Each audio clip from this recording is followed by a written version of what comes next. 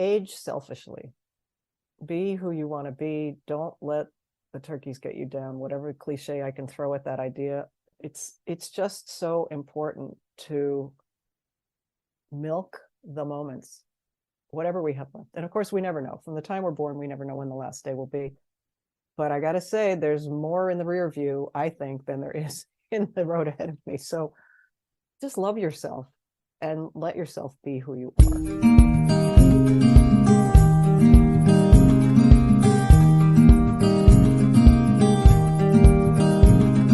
Welcome to the Boomer Woman's Podcast. I'm your host, Agnes Knowles. Boomer women. Are we wise women? Are we mavens? Are we crones? Hell yeah. And we're also still curious, fun-loving, interesting, the list goes on. This podcast is for you. My guests are folk who have a message for our demographic. And if you want to hear a specific message, let me know and I'll find the guests. This podcast is also a conversation. We women know its value, we know how to do it, and we must perpetuate the art form. I try and let my guests have the greater say, and usually we fit in a good laugh or two. Listen in now to today's guest.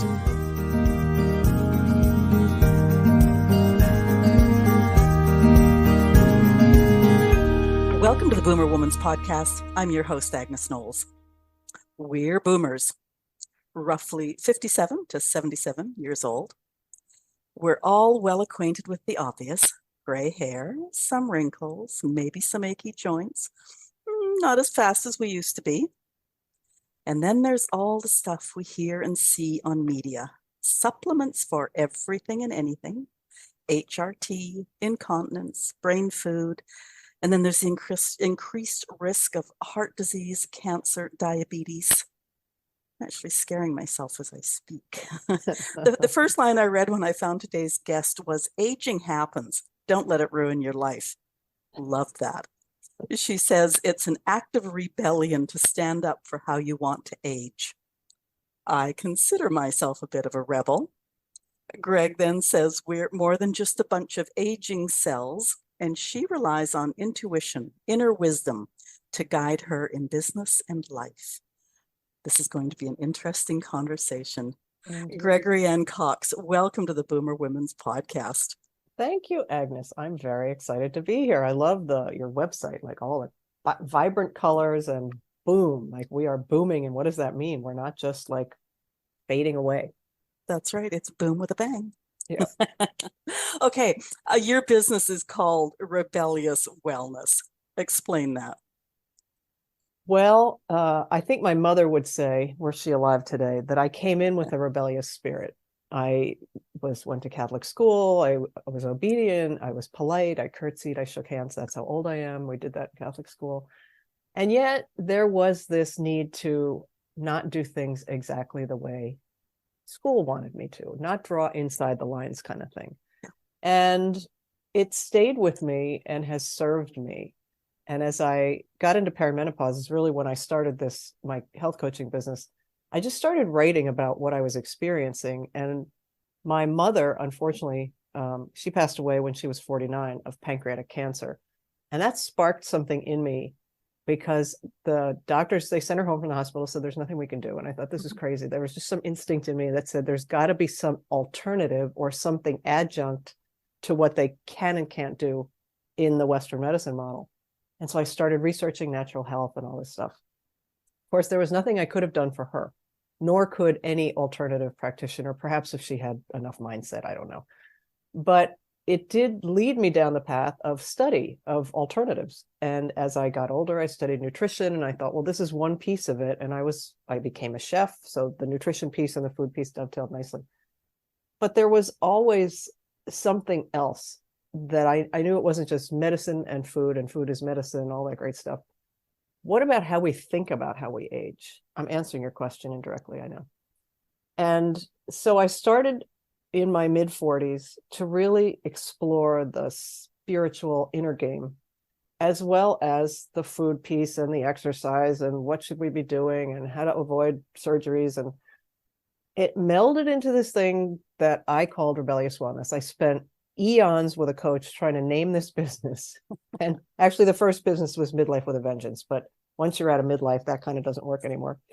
And so it just seemed to me that this embodies the idea that there's not one way to do anything. There's not one food program. There's not one exercise program. But there is one thing I think we have in common as aging humans, and that is choice. Now, somebody might immediately say, I don't have a choice. I genetically have X, Y, and Z, or I don't have a choice. I'm just not a very active person. I hate to exercise. Within those kinds of limitations, I believe there are still things we can do to age as gracefully, as happily, and vibrantly as possible. So the rebellious piece of it is just say no to what you don't want people, like people want us to do certain things. People want to put us on statins. People want to talk about heart disease, as you mentioned, and diabetes risk and all these risks. They're there, but so is getting hit by a bus. So what if the rebellious part of you says, I'm going to shut out that noise and I'm going to bring in, as you mentioned, my inner wisdom, alternative sources of information that are proven and rooted in science. All of my work has a science base. Now, are there double-blind placebo-controlled studies for acupuncture? Probably not. And for, the spiritual game and mindset work, I don't think there are those kinds of studies, but they are thousands and thousands and thousands of years old, proven to work, all kinds of things. So the rebellious piece is have it your way. But you have to find out what that means, right? To you. You can't just go off and start body hacking and biohacking and then hope for a good outcome. You have to have like sort of a plan. Sort of plan. I'm kind of a sort of planning kind of girl. Okay, I'm going to go back and clarify one thing because I'm almost 70 and I still refer to this time of age as midlife. I mean, Okay, I'm well, not at the good for beginning, I'm not at you. the end, it's somewhere in the middle. So you just Okay. said being past midlife, you changed the name of your company, but okay, you've touched on a few things and I want to get into a bunch of things in a bit more depth. I started by saying that I was a little bit of a rebel. Most of my friends are very similar. They might just call themselves proactive. Mm. But what should we be doing today to enjoy today, but also make sure we enjoy 110 when we get there? That's a great question. And I would say that there are 5 things that I call the Power 5.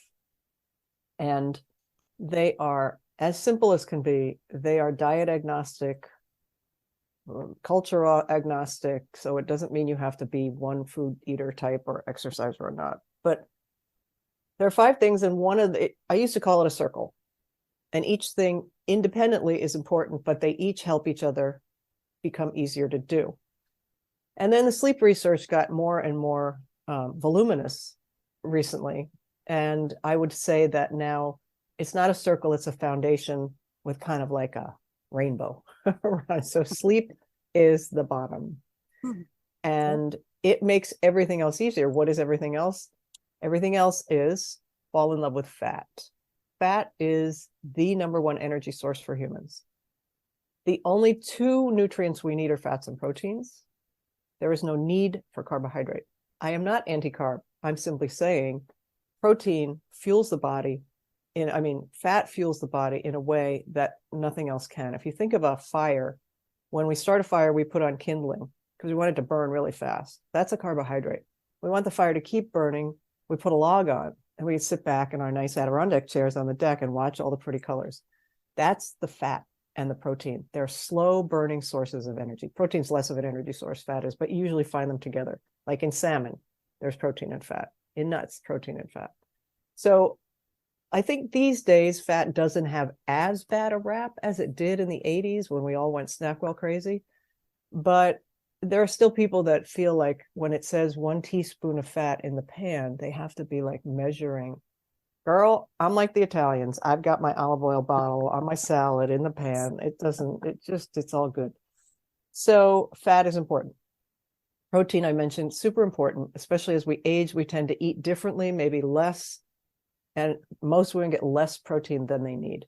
What you need is debatable, so many grams per body pound. And I don't want to give any ratios because it's all over the board. I don't know what the actual best ratio for a woman in their 60s, 70s is. but it is important. And it's important that we get the sources that have all of the amino acids in them. If you're vegetarian, it's easier. If you're vegan, it's very difficult to get all of those things, and B12, things like that. So you just have to be really careful about supplementing. You mentioned supplements, not a bad thing, but there isn't a supplement for everything. Some things we have to do ourselves. The word supplement means we add a little something to the picture, right? So we're going to love fat. We're going to make sure we're getting enough protein. Then there's balancing your blood sugar. And I've been saying this for probably 15 years. And now all of a sudden, every doctor that I follow on social media is like, the importance of balancing your blood sugar, which is great. I'm not saying that I'm so great. I'm just saying it's such a big message. And, Western medicine tends to catch on a little bit more slowly at times than we'd like. And it doesn't take a science degree. You simply have to tune in and listen to your body. You will know that you're out of balance if you get tired right after you eat. You've probably had too much food that raised your blood sugar, and now you're starting to crash. You will also have cravings right after you eat or soon after you eat. It's like I haven't even eaten, I'm starving. Pretty much that's a blood sugar issue. If you go to sleep and you wake up suddenly in the middle of the night, could be a blood sugar issue depending on when your last bite of food or sip of wine or cocoa, whatever it is. And the importance of balancing our blood sugar is like all important, universally important, because insulin resistance is caused by too much sugar, which can't get into the cells. So the cells say, the body says, oh, we need more insulin because insulin puts sugar where it should be. And it creates this whole big mess. Inflammation, diseases like diabetes are common, and there's no reason for them. In the old days, they said, I worked for a heart surgeon. I opened a restaurant with him back in the 80s. And he said that at the time, if 60% of the people that he did heart surgery on didn't need heart surgery, if they would change the way they lived. Nowadays, it's 90%. That's a huge increase since 1985 or whenever it was, 9 that I was working with him. So all of that to say, if you hear the message, balance your blood sugar, and it's like, I don't even know how to do that, do a little research. You can go to my site. I've got information on it. The Power of 5. There's one whole day in an email that I explain it. And then the other is the mindset. How are you thinking about what's possible? I was thinking of a blog post I wanted to write today about, would you consider the possibility that it isn't hard? Like people say, oh, it's too hard. I don't want to do that. I can't even think about that. I get it. And especially, I don't know about you, Agnes, but as I've gotten older, I don't tolerate what I imagine will be hard, because I think, well, I'm doing fine. I don't need that, right? But in a way, the things that I'm saying are too hard, probably not. I just have this resistance to putting them into my routine. And I don't like routine. I'm a very routinized person, but somehow my brain says, you don't like routines, Greg.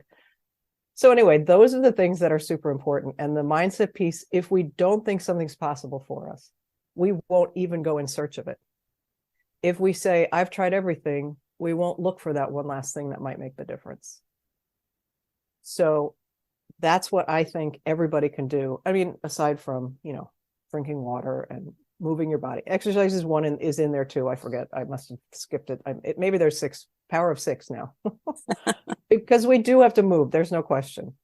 And sitting for really long periods of time, like a lot of us are at our desks still now.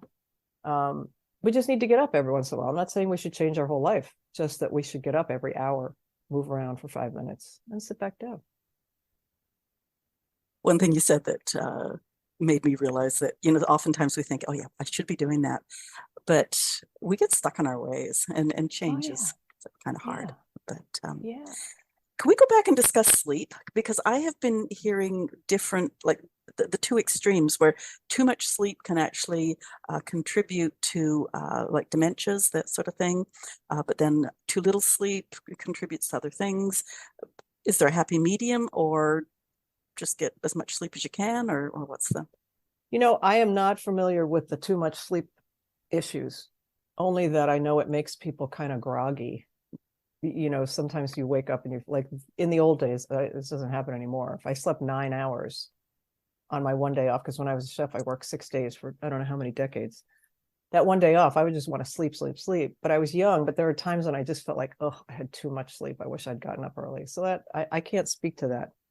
But one of the myths about aging is that we need less sleep as we age. Who decided that? Because we age, because we sleep less, science has decided that's what happens when we age. But some of the best sleep researchers out there say that that's not true, and that we have to do everything we can to return to some as close to the best sleep we've ever had as possible. So that means deep sleep, REM sleep, light sleep, and hopefully you're not awake too much, but being awake throughout the night is a normal process. We don't even notice half the time. Now, how do we do that? It's challenging. I'm not going to lie. I used to be the sleeper queen. Go to bed, wake up 8 hours later, refreshed. Nowadays, it's not so easy. I go to sleep, but I wear my little Fitbit tells me whether I've had this much deep sleep and REM sleep, and I'm good in the REM category and I'm good in the light sleep, but the deep is like I'm chasing something and I can't seem to find what it is to bring that back. But I feel rested. And so I think that's also the thing. If you wake up and you've been in bed for 7 or 8 hours and you're just like dragging, exhausted, then I would look at your sleep habits. It's easy. You can Google sleep habits, sleep routines, and cognitive behavioral therapy for insomnia, for people that really have insomnia, is proven to be a wonderful tool, as is meditation. And again, these are things that people may not have as a habit, but if they want to sleep, and really, you talk about dementia, lack of sleep over time leads to dementia. It makes it more possible. I shouldn't say it leads to. It sets the body up to have not the resources to have your brain stay vital, and everything else too. Lack of sleep puts belly fat, right? Because of cortisol, we wake up, we're like, I can't sleep, we're stressing, cortisol circulates, and it loves to put belly fat on our bodies. I don't know why. Do our bellies need more fat to be protected? I don't think so. Mine doesn't. So that you can roll over on your stomach and not sleep. Just this morning on the news, I heard something that it should be less than 30 minutes, but to have a nap during the day apparently is also My very husband healthy. mentioned that too. Yeah. So that's So something. I had a little nap this afternoon.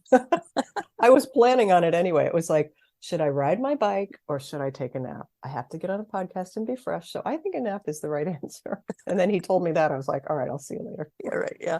Yeah. I've always been fortunate enough to be a really good power napper. So I like am literally too. 20 minutes and it's okay. I'm up. I'm great. I'm feeling good. So. Yeah, I'm a little bit longer than 20, but it takes me maybe 5 minutes and then I'm out. And whatever time I set my phone for, which is usually 35 or 40, yeah. I'm awake. There you go. Feel great. Mindset is just, it seems to affect everything these days. Can you talk to us? Sure. It's noisy out there. It's very hard to keep our minds where we want them to be. And I say everything is food. And that includes the thoughts we think. And that includes what we allow into our ecosphere, our energy field, whatever you want to call it. So we have choice there too. If we're watching a lot of the news and the news is distressing, watch less news. Let me just tell you, ever since 7 or 8 years ago, it's been very easy for me to just get sucked down a rabbit hole of news because I find it fascinating, distressing and fascinating, our country. But there was a point in time where I had to just get off Twitter. I was reading Twitter in bed. One of my sleep rules is don't take your phone to bed with you. And I never used to. And all of a sudden I was like, but I have to be up on it. And then I realized that might be part of the problem. So I now put my phone down again. I don't take it to bed. But anyway, the inner conversation is sometimes harder to control than the outer. We can turn on music and forget about, the noise outside our house, somebody's doing construction next door, or the conversation you had with somebody that was upsetting. Maybe it's easy enough at some point to just say like, well, whatever, it's not a big deal. But the conversations we have about ourselves, especially as we age, look at my wrinkles, look at my belly fat, I don't have enough money for retirement, I thought I would have done more by this time, I'm having an argument with my daughter-in-law, whatever it is, that stuff is poisonous, stressful, and by all means, we should find some way to not to, you can't control the thoughts to never have them, but to bring it back to I am. That's it. I'm here. I I deserve everything I have. I deserve to be here. Look at all I have in my life. I mean, that for me, that really the moment to moment thing is it's a gratitude. I'm satisfied. That's all. And then I started to qualify satisfaction, like how satisfied. I'm like, Greg, it's like when you use an adverb, some words don't need qualifying. It just, they are what they are. So do you know who Bruce Lipton is? I know the name, but Okay, refresh it. so he was a cell biologist. He left medicine and became basically an energy spiritual guy, guru guy. I wouldn't say guru, that's not the right word. But anyway, early when he was a cell biologist, he realized that the petri dishes had a medium that he would put cells into. And depending on the quality of the medium, which would be considered the environment, the cells did better or the cells did worse. And he started to think, so it's not the cell itself, because he could put healthy cells in a bad medium and they'd get sick. Then he started playing music, good music, and like thrash metal music. And then he started yelling like the Japanese scientist who did the water experiments, where he turned crystals beautiful when he played lovely music, or they turned horrible when he would yell at the water. I know it sounds crazy, but he realized that the environment is responsible for so much of what's going on. When he yelled at the little petri dishes, all the cells would clump to one side. And then when it would stop, they would expand again. And then he started to do research into the body, and he realized that stress, especially our self-talk, bad environment, bad air quality, like we had your fires from Canada a couple of weeks ago. It was really bad. We still have them. Oh, I know. I feel so bad for you guys. I feel happy that they're gone for us, but I can speak for all of America. I think we feel terrible that you're going through that. It's just horrible. But anyway, he said that the individual cells in our body respond just like the cells in his petri dish. Each individual cell has a respiration mechanism, an elimination mechanism, a growth mechanism, and a death mechanism, just like our bodies. And when we're talking doo-doo to ourselves in our heads, those little cells can't do any of those functions. They just suck up like into tiny little balls. And now you have trillions and trillions of cells, right? We don't know which of the cells are being affected most, if not all of them. But this is one of the reasons that now even Western medicine is saying reduce stress, because it causes inflammation, depression, anxiety, all of these things. Many of these things, I won't say all, are rooted in how we are treating ourselves. And of course, then there's genetic complications when there are, things like depression and those kinds of things. But the point is the mindset piece. And there are so many great mindset coaches, books, teachers, podcasts to help people listen to something other than themselves. Well, you mentioned gratitude, and I think that's a huge thing to realize, instead of concentrating on what you don't have or what's crap and what you do have, think about the stuff that's amazing, like whether it's a blue sky after all the gray smoke in the sky, or, a person in your life, or just something. But also, does it help, or do you think it helps? Because I think it helps. I'm going to put words in your mouth. That at this age, we can look back and look at things that seemed like crap at the time, but we survived. We found a way out. And I say it a bit too often, perhaps, but this too shall pass. Oh yeah. So when you feel bogged under, of making an effort to pull yourself out of that, and this too shall pass. And even if you're just delaying something that you've got to do to make it pass, but at least get yourself to that more positive place so you can make a better decision. Yeah, I agree. And I think that you hit the nail on the head when we look back and see how much we've gone through. Good, elation, bad, horrifying, angry, whatever, but we're still here. And then the ultimate moment of gratitude is I get to, because I'm still here. Many people our age are not. And every time I read the paper that I read, they have famous obits on the bottom of the first page. Otherwise, I don't read obits. But whenever I see someone so-and-so died at 56, I think, oh, I'm older than that. My mom died at 49. I'm like, oh, I'm much older than that, right? So I'm always grateful that I still get to. Okay, so you mentioned it, and now you've just talked about your mom. Genetics, genes. Mm-hmm. Can you address that? Sure. So when I wrote my book, which I don't have right here, back in 2015, maybe 17, 15. Anyway, when I wrote a book, it was called Your Genes, Genes, Do Not Determine the Size of Your Genes, Jeans. And it was because of that Dr. Lipton that I mentioned, the cell biologist, because of his bringing to my attention the study of epigenetics, which epi above, genetics are genes, right? So there's something above our genes that influences how we experience our life.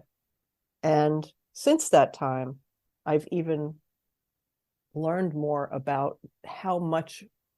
So we have genes and then we have gene variations. Like we should all have 100% healthy genes, but sometimes something causes a variation in one of those genes. If we get one or more on the same, like let's just say if you get too many variations on the iron processing genetic pathway, which I have, I end up with something called hemochromatosis, which means that I store iron.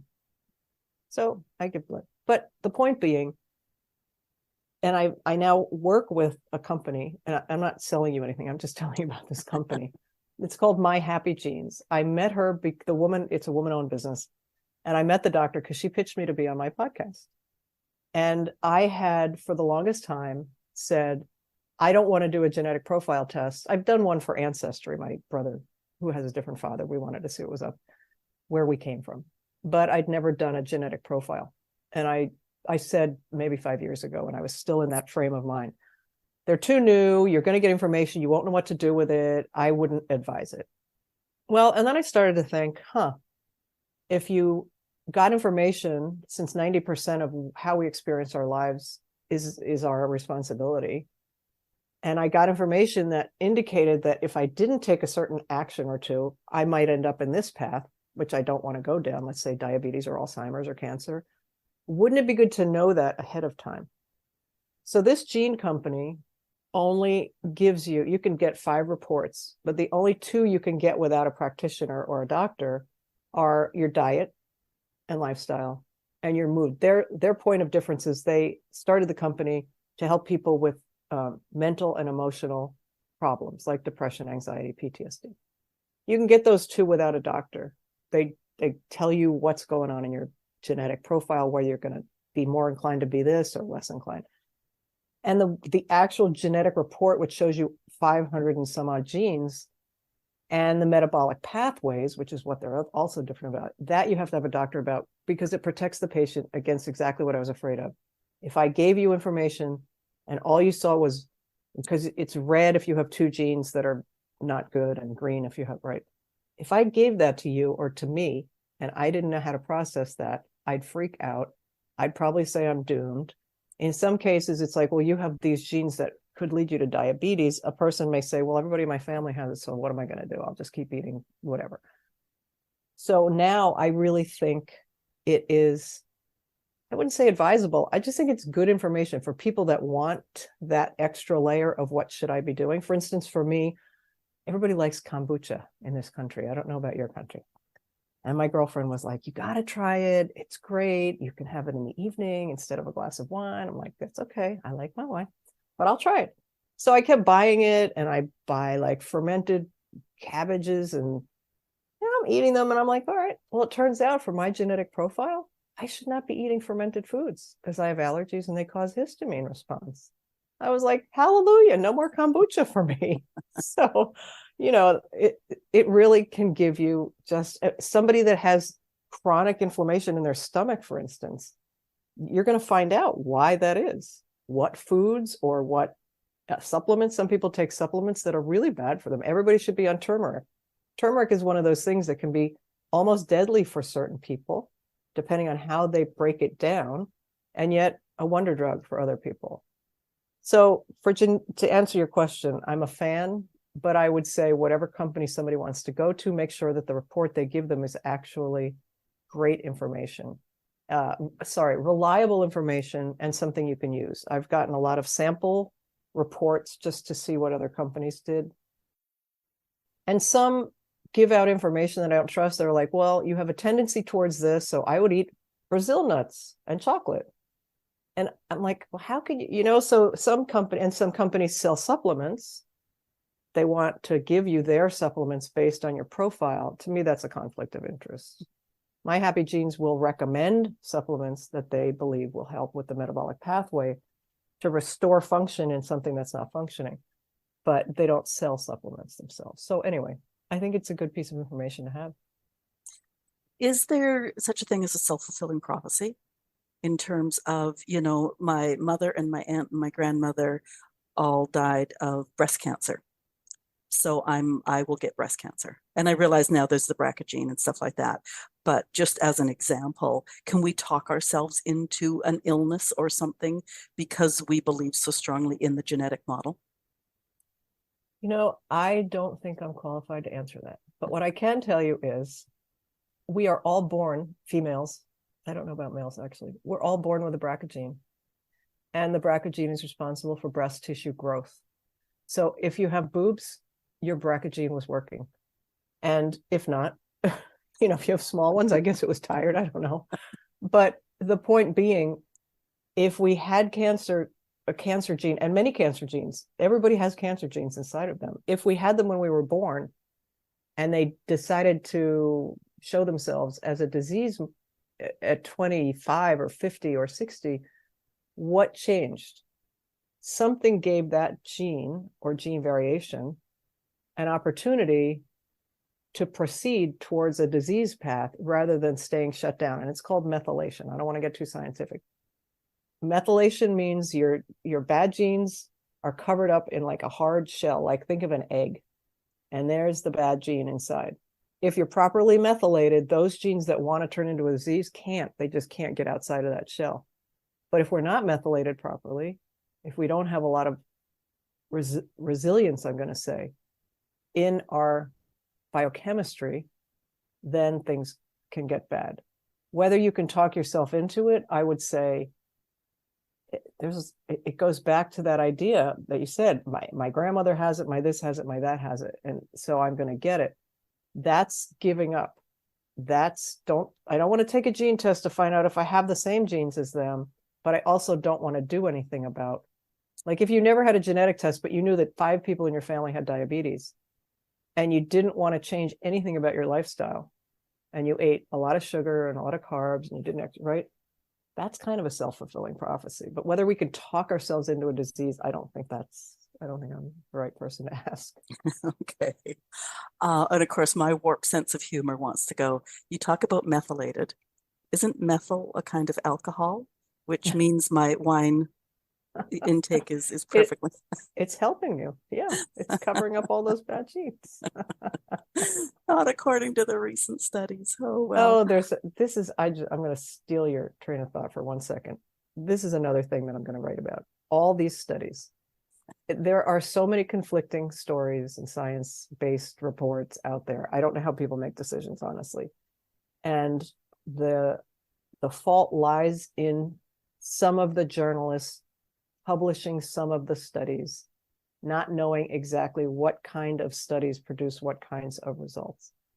Now, will there always be conflicting information? Of course, because as you said, red wine was a godsend a few years ago. Red wine, good for your heart. Still is. Then all alcohol got bad. I think it still is. I'm one of those biased readers. I see journalism I don't like. I'm like, no, I don't care that you don't want me to eat peanut butter. I think peanut butter is healthy.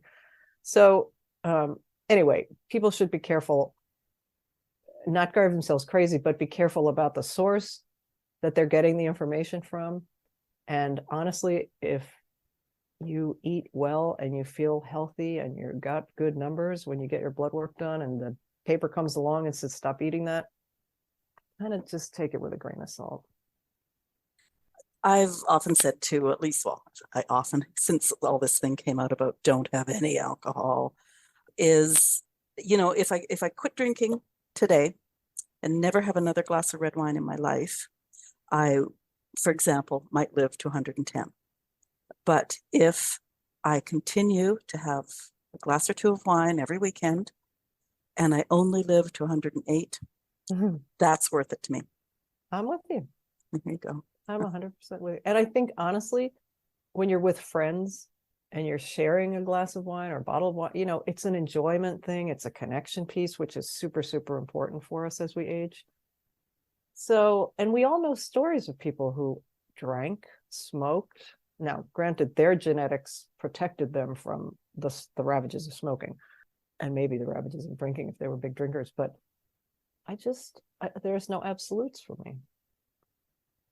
So this hair and these eyes, they're my father's genetics, and he was one of those people. So I'm hoping for the best here. I'm rooting for you. Smoking and drinking. There you go. No, I don't smoke. Let's get that out there. Yeah. Okay, I have a little list here, and I'm just going to fire words at you and let you word associate. We are that age now. Hormones, HRT. I'm a fan. 20 years plus. I've changed. I mean, I haven't always had a good doctor, but that's the key. You have to have a doctor who really understands the stuff and is willing to work with you. And yeah. Yeah, I recently interviewed a doctor who was very pro HRT, and he talked about the fact that in the early 2000s, of course, that study came out about Premarin and increased the risk Women's of Health breast Initiative. Yeah, exactly. Increased risk of breast cancer rather, and that's the age we are. My friends and I, and we were reading this stuff, going like, "Oh my God!" Like, no, we'll take our chances. And now, of course, it was debunked, but that never hit the radio waves.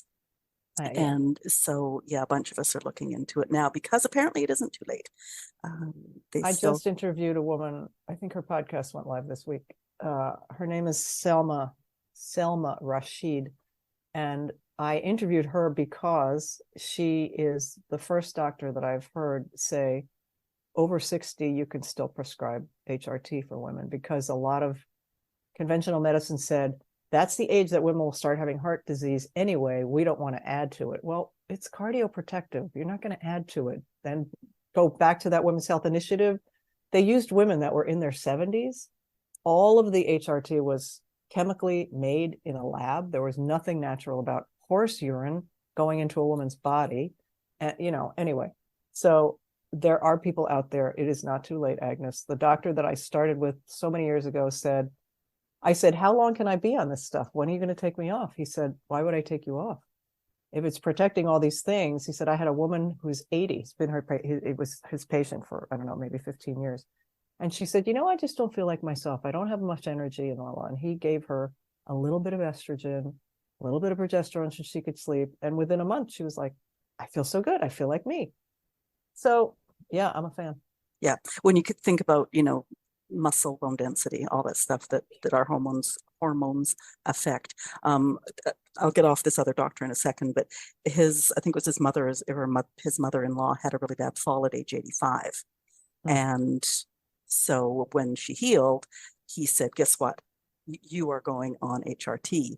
And it was within a year or two, she was like literally getting up off the couch without hands and things like that. Awesome. So yeah. So it really hits home that it's not too late. That's good. Yeah. Metabolism. We always hear, oh, my metabolism slowed so much. Metabolism does slow down as we age. However, that doesn't mean that it doesn't mean that we have to gain weight. It might mean that we gain some weight. It doesn't mean that we have to gain 5 pounds every year. The most important thing to remember is weight training, because weight builds muscle, weight training builds muscle burns more calories and fat. Well, they say fat, I think it's just the calories. So our metabolism is higher because of that.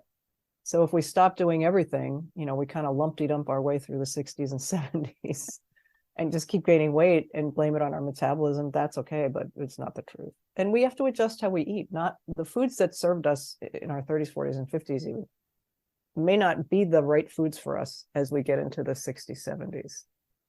Many women don't tolerate carbs as well. Many women don't tolerate sweets as well. It's just a matter of, like, you used to love to eat I don't know, cheese, and suddenly you feel like, well, my digestion isn't so good when I eat cheese anymore, or I get a little constipated. Well, then maybe it's time to take it out for a while and see if that really was the problem, right? I'm not an absolutist, take it out and don't ever eat it again. Take one thing out at a time and see if that resolves whatever your problem is. But yeah, we just have to be mindful of what we're putting in and what we're putting out. Right. And is it true that our, like, keeping that exercise up and keeping our muscle mass up helps keep our metabolism up a little higher? Yep, absolutely. Good, good. I do want to get to food, but that's last on my list because Okay. I think it's a big subject. Bone density, same thing, Mhm. exercise, etc. Yes. And I, back to the HRT, all the docs that I've been talking to, and I've interviewed maybe four over the 2 years, and they say that really, meaning yes, exercise and weight bearing exercise. And I have a weight vest that I'm not really good at wearing these days, but it was fun when I first got it. I have a vibration plate, also good for things. So add in whatever you can, and HRT is proven to help with bone density. Some people will never have a problem with their bones. They just, they will thin slightly, but they won't get to that osteoporotic place. That's a genetic blessing, those people. However, if those people that have everything looks great in the bone category, but they have bad habits, food habits, or, things that would create an an acid situation in the body, because they've said, I can't prove this, but I believe in the acid alkaline balance, that could destroy some bone that was trying to be healthy. But exercise really is, because it's not just the bones. Imagine when we fall, a lot of times it's a balance problem. I mean, apart from slipping on the ice or being tripped by somebody, we get something, and then if we're unstable, we're more likely to go down. So for me, I'm finding working on my core is really important. And I use an electric toothbrush, and it does 30 seconds for each quadrant. And I raise one leg for the first 30 seconds. I stand on one foot, then I stand on the other, then I switch again. So I do little things to try and build that balance thing. I'm asking you some of these questions like I don't really know what you're going to say, but I fitness is part of my background, and I still have a seniors fitness class. Oh yeah. And so these women are all in their 80s and 90s now. And we only meet once a week now because the facility we met at was closed for a long time. But we do a whole bunch of like hip flexibility. We do some lateral moves. And then this whole standing on one foot. Mm-hmm. We do that, but then we do it again with our eyes closed. Oh, I have a video on my website about that. It's Oh, so okay. hard. It's so hard. But it feels so good when I'm sitting there going like, oh, and I close my eyes as though the audience can see, and you just know you're standing there and you're balanced. And I'm going like, yes. I So I tell you, I close my eyes and I lose my mind. My is, foot wants to go down right away. And oh, I don't practice with my eyes closed. So maybe I will brush my teeth with my eyes closed on one foot now. yeah. We just, we balance and then like on the That's one foot. great. And then I say, That's okay, great. you know what's coming next. But close your eyes. And, the chair is right there. So it's like literally Right. fingers off Yeah. the chair, because as I say, at this age, we don't want these women going sideways. But No, yeah, it's pretty cool. that's great. Okay, I'm going to go to risks and then we're going to go to food. So Wrists. risks, not these things before our Wrists. Okay, hands. wrists. Dementia, diabetes, heart disease. Now you also mentioned thyroid, and maybe that's a totally different subject. I'm not sure, but like on the website, I saw something about thyroid. But yeah, these things are not inevitable, are they? No, absolutely not. Like I said, 90%, you can go to Dr. Google and find that statistic on a reputable site that measures these things. 90% of how we age, the lifestyle diseases, let's put a little bracket around it. So diabetes, heart disease, inflammation, insulin resistance. 90% is us. Responsibility falls to us, which means getting educated about what the best foods for your body are, which means getting out and moving if you haven't been. Any little bit in the direction of better is better than not trying at all. And it doesn't matter if you have the genetic profile. of somebody. I mean, if somebody was diagnosed with diabetes type 1 when they were 4 or 5, that's a genetic problem. I don't know I don't know that they'll ever not have that issue. I don't know how to reverse that. But there are countless not studies, but stories of people who are now no longer diabetic, who don't have heart disease, who've gotten off don't get me started about statins, but their meds, let's just leave it at that, because they changed the way they treated themselves, the way they gave themselves nourishment and energy. So no, not inevitable at all. Now, I threw thyroid in there. It's the one I have like 6 question marks beside it in my notes because it's the one thing I know next to nothing about. Where does it belong in this whole big picture? It belongs in the top of mind for women that are having symptoms. And what are symptoms? The list is long, you can look them up, but most symptoms that women have that make them sit up and call a doctor are for hypothyroidism, which means you have too little thyroid hormone circulating to do the job, which is metabolism, sleep, temperature control, mood, all those things. So hyperthyroid, which is less common, is when you have too much. Actually, both of them will cause your hair to fall out. But for hyperthyroid people, they have a much higher risk of heart disease because their body's like, their metabolism's too high. They get hot all the time. They're running, their heart's palpitating. That's a rarer. And after 50, more people will present with hypothyroidism, which is what happened to me. I think I was 50, 49, 50, something like that. But getting to the true, so most doctors will test TSH, thyroid stimulating hormone, which is not your thyroid hormone. It's pituitary gland, stimulates the thyroid to produce the hormone, right? The thyroid isn't doing anything. It's just waiting for the pituitary to say something. Most doctors just test that. And they say, if you're within the range that the lab says, then you're fine. The ranges don't take into account anybody who's not in the range, right? So you know how a bell curve is. The people up here, that's where they make the range. What about all the people here? They're too high or they're too low. Something's going on, but they're not getting any attention. So what we need to do is get a full thyroid panel. There's T3, T4, reverse T3. Like there's all these things within the thyroid pathway, if you will, that can give a doctor a better indication of something's wrong than just the TSH number. If I were to stay in the range, if I hadn't finally found a doctor who allowed me to go off the charts to the low end, I'd be miserable. But I'm perfectly healthy now, right? Because I found a great, actually the second doc, my first doc was where we lived before. And I managed to find a doctor here. It's not easy to find doctors that work with bioidentical hormones and thyroid hormones. And I found one guy who does both. So I'm in good shape. But anyway, yeah, it's easy to find out what tests to get. And you can get a test online, but then you have to have a doctor that will say, oh, I see that you're really low in these things. Let's try you on some medication. I prefer a natural thyroid hormone product. There are 3 different ones, but some people do well on Synthroid, which is common. The only thing I would advise, sometimes docs were going to give Synthroid, it's just T3 or it's T4, I can't remember. But then you're missing the T4 part, right? So I prefer a prescription that has both for people because it mimics what is going on in the body. Really emphasizes the need for like really making sure you've got a good doctor who keeps up on things and knows about women's issues too. Yeah, so, for sure. Yeah. All right, let's go there. Food. What do you want to know about food? It's good. Okay. I like it. Me too. Now, you've been saying that the carbs are just not the best source of energy. And I think when we think carbs, we tend to think bread, pasta, that sort of thing.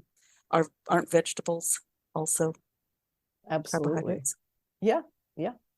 So the problem is not that we eat carbs. The problem is that our American, Canadian, Western diet is full of them. Even in places where you wouldn't imagine it, there's sugar, which is a carb, right?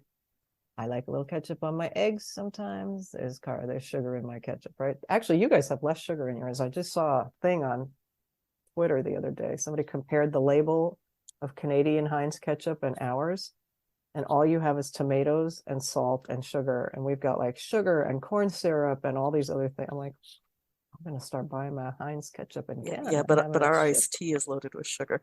Oh, well, we definitely have sugary iced tea here too. Oh, Anyway, do you? Okay. yeah. So it's just an awareness, right? If you're balancing, if you're looking for protein and fat first, like let's just say those two at every meal and snack, those two go first to your plate or your mouth. And then whatever, so let's just say tonight we're gonna have grilled chicken thighs and a salad and some string beans and mushrooms. I don't know, something like that. So yeah, between the salad, the string beans, and the mushrooms don't have anything, there's definitely carbohydrate in there. But it's great carb, right? And it's loaded with fiber and all kinds of all those beautiful, colorful vegetable things.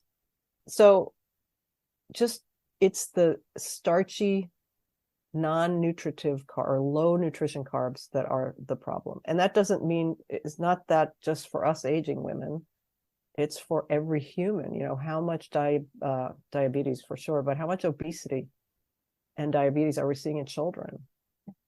Because there's a lot of starch and sugar in our diets. It's fast, it's convenient. We're going to stop at Dunkin' Donuts or 7-Eleven or whatever and grab a thing that's got a roll on the outside. And again, some people test their genes. My genetic food profile is the way I've figured out how to eat. Meat is great. Cheese, soft, not hard because it's a histamine thing. Carbs are like, so the scale goes from 0 to 100, green to red. I'm like in the 20% range. Carbs are good. So I can eat carbs, but I prefer to eat less carbs than I used to when I was younger. And I exercised more. And when I was a chef, I was on my feet all day. So I also have to balance my activity level. I don't believe calories in, calories out to the number, but I do believe we have to know basically what we're putting in and then balance that out with some output, right? That output, though, also figures into so many other pieces of the equation. Exactly. So, yeah. I interviewed a life coach last year who talked about, because I throw that 110 age out a lot, and she suggested that if we figure out whether however you want to take into account what you might live to, given the times we live in and what's available to us, and sorry, but genetics to a certain extent. No, definitely. And say 110 is, what do we want life to look like at 110? And then reverse engineer what we need to be doing now to get there. Do you think that's a good idea to sort of? Absolutely. There's a doctor named Peter Attia, Attia, and he's just produces voluminous amounts of research and studies and stuff. And that is exactly the premise of the book he just came out with. How long do you want to live?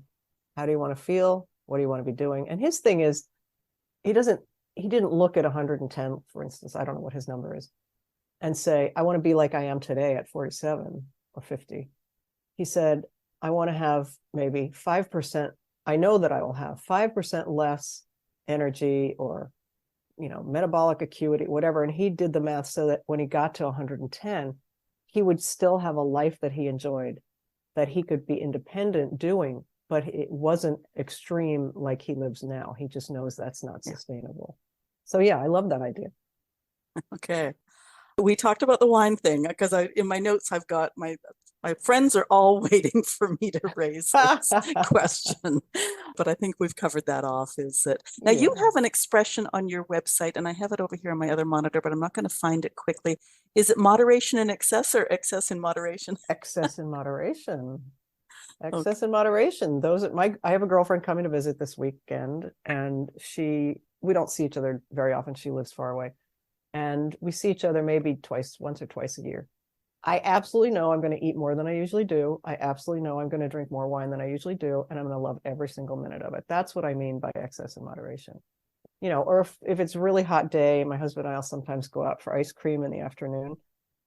It's not excess, but the sprinkles are excess. I don't need the sprinkles, but I love the sprinkles. So it's those little moments of extra that make life, to me, enjoyable.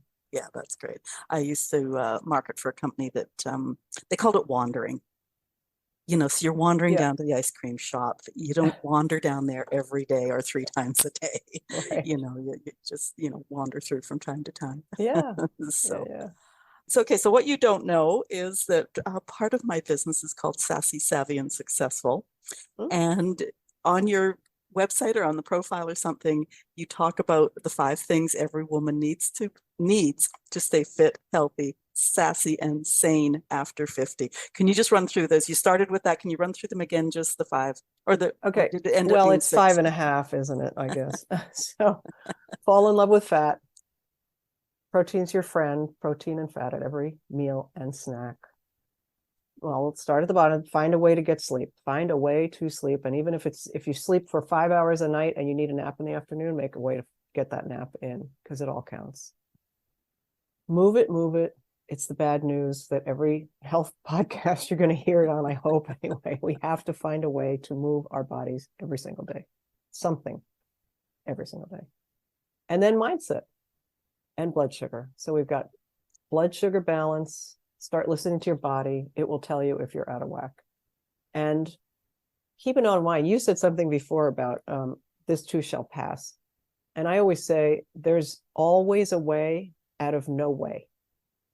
That's the mindset frame we have to live in. It might feel absolutely horrible where we are right now in the moment. Something bad has happened physically, mentally, emotionally. Somebody we love is in a crisis. But there's got to be a way to get through it. Because as you said earlier, look back and see all the times we've had to get through it. So don't give up. And perhaps we've reached this stage of life with having the last, I don't know, 10, 15 years. I think about when my kids flew the nest, where, the overall stress levels have been fairly low. And so, if things start hitting us now, whether it's death of friends or, whatever, it really takes an effort to stop and think back to when we were handling incidents or stuff more often. Do you ever wish you could go back and have what you know now be the person that was in that moment? What would we have done differently? No, because I've had a lot of fun getting here. How about you? Yeah, absolutely. The only reason it would just be a curiosity. It would Okay. be, okay, in the wisdom that I have now, or the millions of years more experience I have now, would I have really cried for 3 days when I was in college for that guy that was mean to me? Like, I smoked in those days. I smoked a lot. I sat in my room and I cried. Would I have done that? Probably not. Right? It just would be interesting if we could go back and see. I don't want to change anything necessarily. Not at all. See, I have the opposite thing happen where an older friend said, "Don't date him." And I said, and he said, "You'll regret it." I said, "Yeah, I've got this history of learning things the hard way." So you went there, didn't you, I Agnes? did. I absolutely did. But I didn't cry for 3 days. Yeah, no. Okay. Is there anything I haven't asked you that you want mid-age women to think about as that number grows? Yes, age selfishly. Be who you want to be. Don't let the turkeys get you down. Whatever cliche I can throw at that idea, it's just so important to milk the moments, whatever we have left. And of course, we never know. From the time we're born, we never know when the last day will be. But I got to say, there's more in the rear view, I think, than there is in the road ahead of me. So just love yourself and let yourself be who you are. Good. On that note, I remember that you mentioned at the very beginning about aging gracefully. And I actually say I want to age disgracefully. Good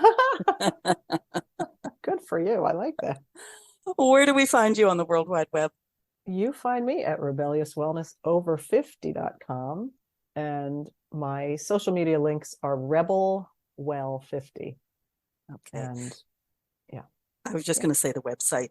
It's 50, like the numbers, not the word. 50. Yeah. Okay. You've got a book. You mentioned that. You have a podcast. You mentioned that. Tell us. So the podcast, as you might imagine, is bringing viewpoints from non-mainstream sources, perhaps. Now, I've interviewed doctors, they're pretty mainstream, Western medicine doctors, but mostly functional medicine, the overlay of functional medicine, which takes in the whole body. So from psychics to doctors to HRT to coaching to starting over, dying, caretaking, I cover all these things with a view towards having people hear something they might not have heard before. So that is the premise of the podcast. And I'm just about 3 weeks away from my 100th episode. I'm very excited about that. Oh, that's great. Yeah. And I know you've got way more than that, but well, no, I was just going to say I went through a page or two of your list of guests, and you and I have interviewed some of the same people. Oh, I bet we have. Yeah, I saw some of this. I did see somebody on your podcast list too. And the book really was written when I was in perimenopause, and it is busting the myths. I mentioned the title, but it's busting 10 of the most common myths about women and aging. Well, about aging, but it was written for women. And it begins itchy, bitchy, fat, and frazzled. If that rings a bell for anybody who's younger than you are, and I am, Agnes, it might be the book for them. And there's a free chapter on my website. There's a tab at the top that says book. So, yeah. Okay. So the website link will be in the show notes. Any other links we have, including, I'm going to put in the links to the book and the podcast, even though it's part of your website like mine is. But those will be on your page at our website. Thank you. Thank you. So listeners, if you have thoughts on today's show, please talk to us. Leave comments where you're listening, or if you're listening at the Boomer Woman's podcast at boomwithabang.com, scroll to the bottom of the page and talk to us there. Leave stars and reviews where you can. They help us grow. Share this episode. The number of years may get bigger, but our health issues don't have to increase as well. Both Greg and I say, getting older, it's better than the alternative. I also say I'm going to live forever, and so far, so good. I know that won't happen, but all of us should try to stay as active, as healthy as possible, and as positive as possible. Greg Cox, thank you so much for being my guest today and sharing your wisdom and your positivity with us. Thank you, Agnes. Great questions. Really brought out the juice. Well, I just looked at the clock and we've been over an hour. I can't believe it. So wow. Thanks so much. You're welcome. Have a great rest of the week.